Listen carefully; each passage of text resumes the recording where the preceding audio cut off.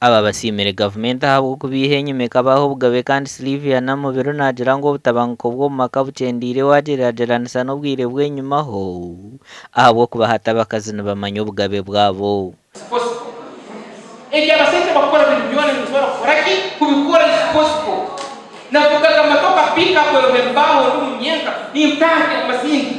Mary Natkundo rukure chikora c'abantu ebyo buhangwa hamwe n'entunguko mu district ya Kagadi nagira government ine kubonjera sente barice kutegengara abashija ndashabira government eyongere mwamani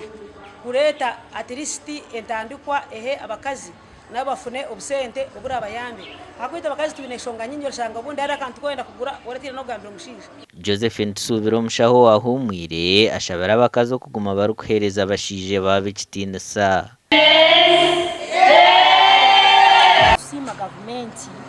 yatureteiro maiso twarontinetwe nk'abakazi twarugayo hona mu sectors zona twafunye sente twamaze nangwa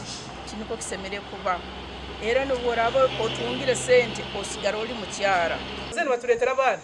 usanga bajya ngo ngandema namukuretera so ito ba mama twino buzunanize bwa bwo kuhana abana bitu kandi tukababere byo kureberaho birungi obosomere oba tosomere buli omu akole kintu mu capacity ye osanga tosomere betu no taliko mudago akipatire kutaize emitwalo ebiri buli lunaku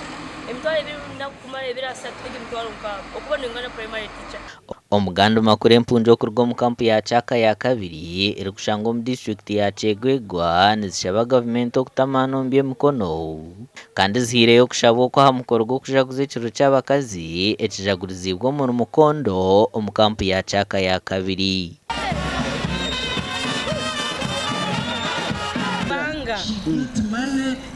bwe tumara kufuna skill baba tuwada amagezi naye nga ebikosesebwa ntewali tetulina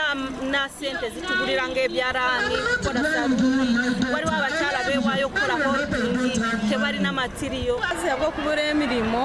n'okuba ni bakwata akasente kateito kamupokero omuntu nobaasa kuba nakwata omutwalo gumu n'ekicweka ha mwezi omuntu omwe omutwalo gumu n'ekicweka tikukubasa kulinsaho y'amanda omukazi nabasa kuba yina abana kamunana empunjungu n'obuzirabe zine biri kuziteganisa nesimo obusinge obubino mu Uganda kino ky'abakazi kiramuno abakazi tutubetulikukwara mukaito kino realize our rights and it is a call for action gamba nti nsanango muzindaro gamba hati tege ekyokukola abakazi tweyengaha tweye mu bunaku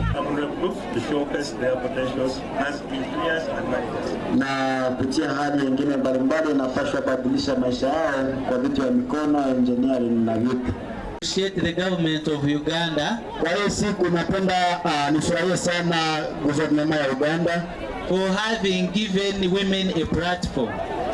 Gasha kwa Thomas tumwebaze na Philip Marangira.